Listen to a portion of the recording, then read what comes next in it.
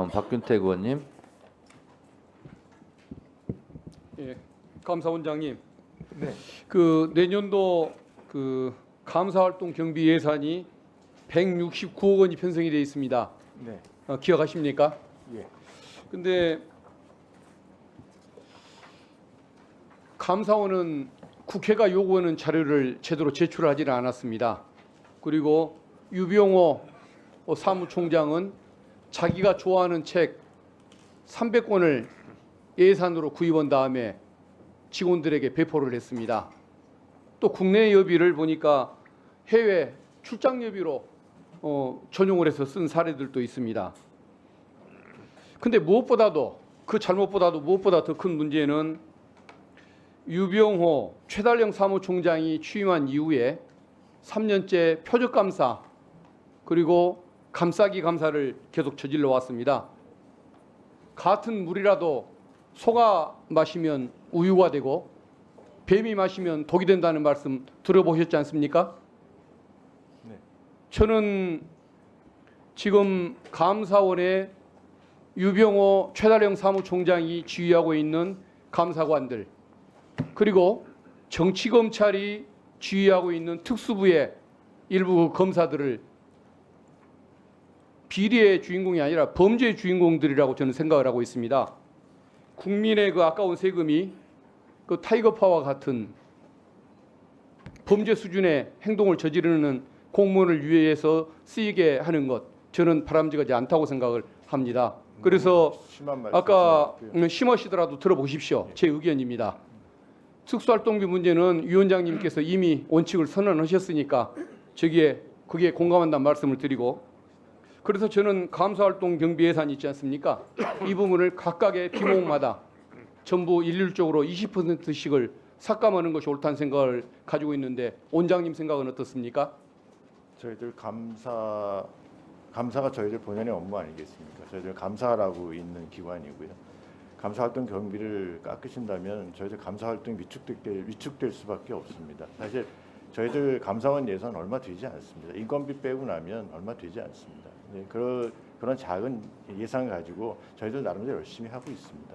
그런 점을 충분히 좀 감안해 주셨으면 좋겠습니다. 저는 감사원의 예산이 많고 적고를 따지는 것이 아닙니다.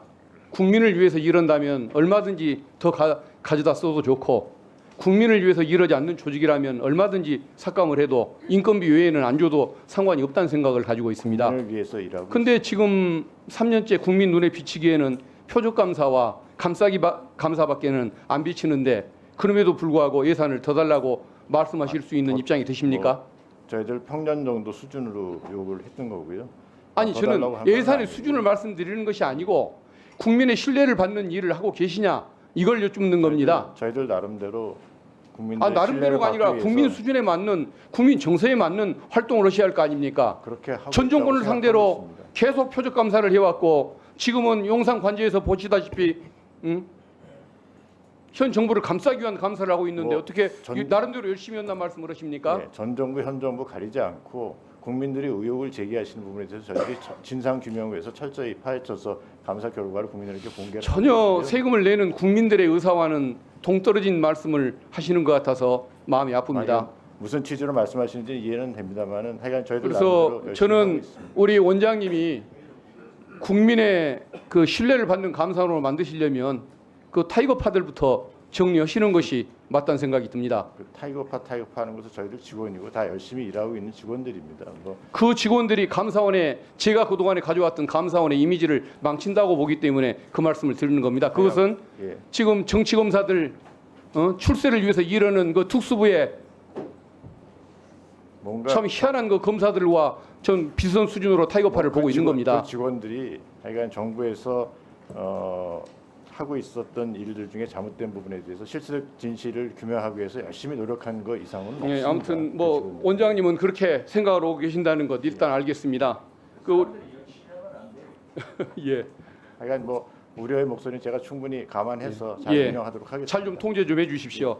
법제처장님, 그 법령정보센터 화면을 시각 장애인들이 접근하기 좋게끔 그 시스템 개선하는데 7억여 원의 예산이 필요하고 그다음에 법조교육 시스템 그 DB가 해킹당하지 않도록 네. 그 망을 분리하는데 3억 정도 예산이 필요하다는 그런 의견을 들은 적이 있는데 그게 절실한 예산이 맞습니까? 네, 그 절실한 예산입니다. 네. 주십시오. 예, 예. 좀 높일 수 있도록 함께 노력할 수 있으면 좋겠습니다. 네, 특히 그 시각장애인과 관련돼서 예. 시각장애인들이 정보 접근을 좀 예. 쉽게 할 수 있도록 예, 그 화면 전체를 좀 시스템을 좀 바꾸고 예, 또 예를 들면 이제 출력도 점자로 할 수 있고 하는 식으로 시각장애인뿐만 아니라 취약계층들을 위한 그런 그 편리한 그 시스템을 구축하려고 열심히 노력을 하고 있는데 예. 거기에 대한 예산이 뒷받침이 좀 필요합니다. 알겠습니다. 네. 예. 그리고 법원행정처장님, 예. 국선 변호료 그 지원과 관련된 예산들이 보니까 예. 2008년 이후에 한 푼도 오르지가 않은 것 같습니다. 예.